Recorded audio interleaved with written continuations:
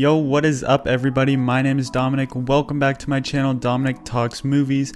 Today I'm really excited to be bringing you guys a new series on my channel, which is going to be a review series of the Universal Classic Monster films. Now, many people have a different definition of what this Universal Classic Monsters franchise entails, but here I'm just going to be reviewing all 8 films that are included in this Universal Monsters box set, which includes Dracula, Frankenstein, The Mummy, The Invisible Man, The Bride of Frankenstein, The Wolfman, The Phantom of the Opera, the 1940s one that's in Technicolor, not the original silent, and The Creature from the Black Lagoon. Today, obviously, we're starting with the very first one, Dracula from 1931, the classic of classics. And today I'm joined by my friend from the critic community, Josh Simpson from After Credits. Hey man, what is going on? Hey guys, I'm Josh from the channel After Credits. Thank you so much to Dominic for having me on your channel. It's great to do another collaboration. My channel is very similar to Dominic's. If you don't know, I post similar kind of content. Not always up to the quality of Dominic's because his content is probably one of the best out there, but I post similar kind of movie reviews and rankings and stuff, so hopefully there's a link in the description if you'd like to go and subscribe. No pressure, but I really appreciate it. I'm super excited to be kicking off this review series, and I think it'll be a lot of fun, but without further ado, let's get right into the review of Dracula. Today we are talking about Dracula from 1931, I believe, directed by Todd Browning, I think. Before I get into my main review, I'm going to tell you what my mindset was going into this film.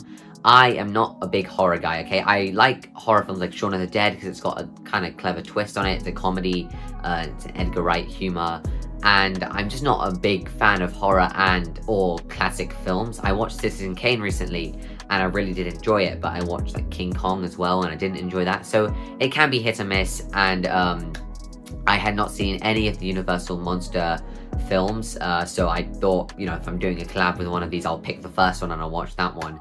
And that was my mindset going into the film. So I want to get things kicked off with the positives for this movie. So starting off with the positives. First of all, the biggest positive I probably can give this film is the atmosphere. The atmosphere is absolutely phenomenal in this movie, and while it's not necessarily scary now, what was scary at the time gives for a very sinister and creepy atmosphere, if nothing else.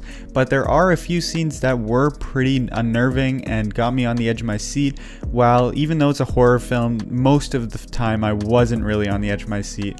However, I do want to preface this by saying I prefer this atmospheric horror style that isn't necessarily super scary and more kind of creepy and tense, rather than what a lot of modern horror films go for, which is a very bland atmosphere but rely on cheap jump scares to kind of grab your attention.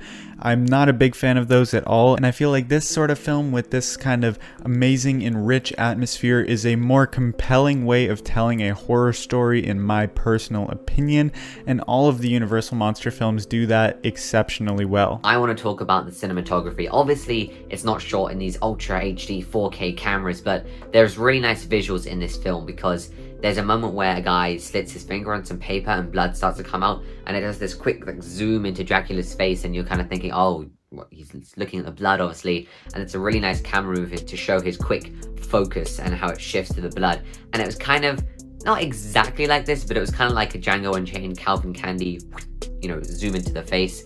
Not as quick and not as comedic, but it was kind of reminiscent of that. Another one here is that Bela Lugosi is the quintessential Dracula. He has an incredible performance here and really nails the character.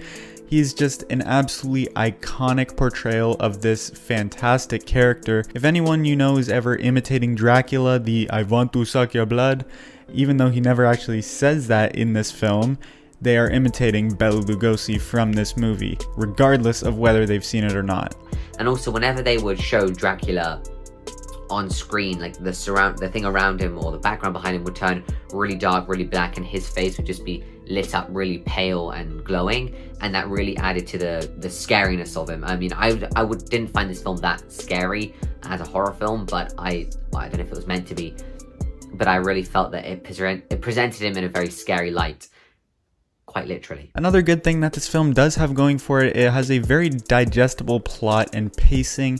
So basically what this means is the plot is quite simple, you know, it has enough depth and nuance to kind of keep it interesting and not super surface level, bland, and kind of just baseline, but it also isn't super complex, so it's very easy to follow and very easy to digest, as I said before.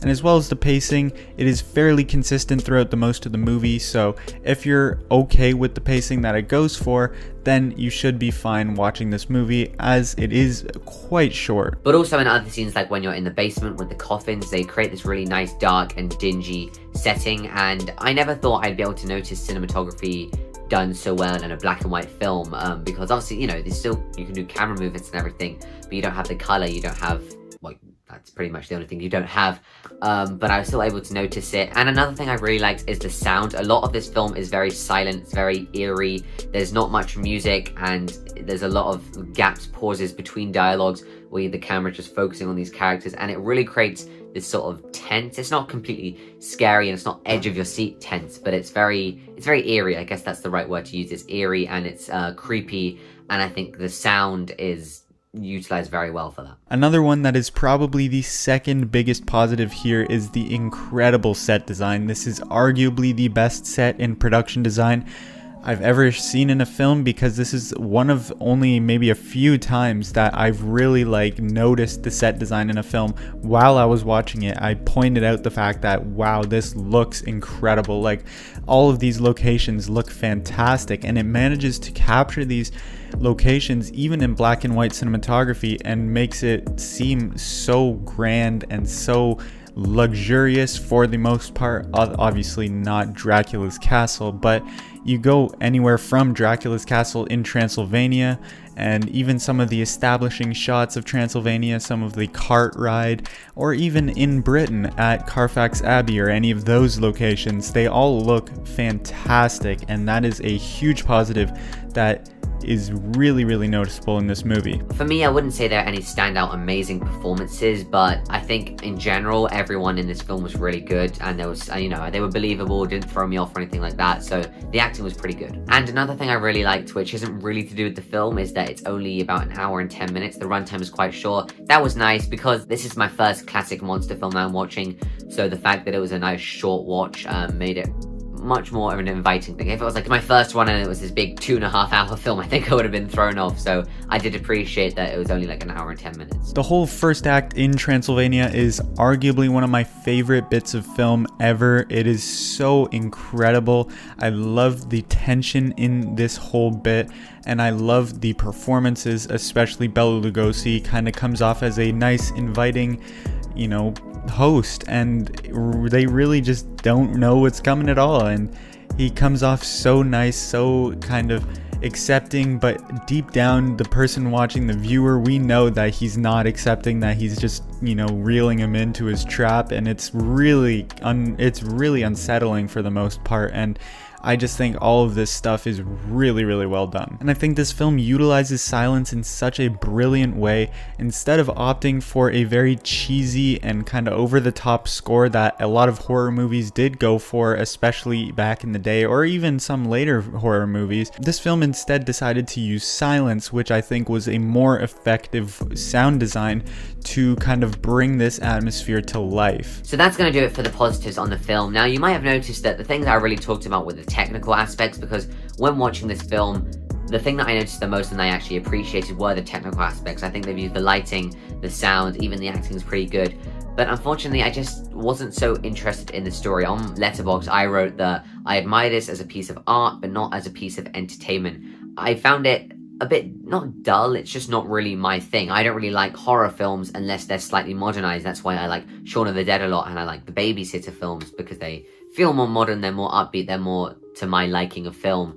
And this was definitely an important film to watch. I think it's good to see how this sort of genre started. I don't know if this was, I'm not calling this the origin because I'm not that well versed in horror or anything, but it's nice to see where some of the origins were. And there are a lot of good filmmaking techniques in here that I think are very important to watch. but as a piece of entertainment, I didn't really enjoy it. I wasn't bored out of my mind. As I said before, the runtime is pretty short, so I could sit through it, but I didn't have much investment in the story or interest in the story. It does occasionally fall victim, as I said, to the early 1900s overacting. This only happens a handful of times, and it shouldn't be super noticeable, but there are a few parts that do fall victim to that. The runtime is short, but there are a few slower moments that I found kind of harder to get through. The pacing, it is very slow in this movie. I understand that that is what they were going for, and I personally enjoy it. I think the slower pacing absolutely works in this film, but I do think for a lot of film goers, for a lot of viewers, this could be a big turnoff, because I know there are people who do not like slower paced films at all, so that is a big warning for this movie. If you do not like slow paced movies, you unfortunately won't like this one, because it is quite slow paced. So to summarize, I would call this film a technical marvel that I just didn't enjoy that much. I'm gonna give Dracula a 5 out of 10. And that is going to do it for this video, guys. Thank you so much, Josh, for coming onto the channel to review this classic Universal monster movie with me. Thank you to Dominic for having me on your channel. It was very fun to do a collaboration again. If you want to see another video that has both of us in it, you can watch the Thor Ragnarok review on my channel or either of the Critic Community videos. If you haven't subscribed to Dominic and you're watching this video, go and do that now. And if you'd like to subscribe to my channel, feel free. But thank you guys so much for watching. I'm Josh, and I'm not going to do my usual outro because this isn't my channel. Bye. Definitely be on the lookout for more of these Universal Monster reviews coming in the future. As I said, we got 7 more to go. We got 7 new guests that are on the table for those reviews, so you're not going to want to miss those. Definitely make sure to subscribe to my channel and hit that notification bell so you are the first person to know whenever I upload one of those videos. Again, thank you so much, Josh, for coming onto my channel. His channel will be linked in the description down below for you guys to go subscribe to him. He makes amazing movie content. You definitely will love his channel. But that is basically going to do it for the video, guys, and I will see you all in the next one.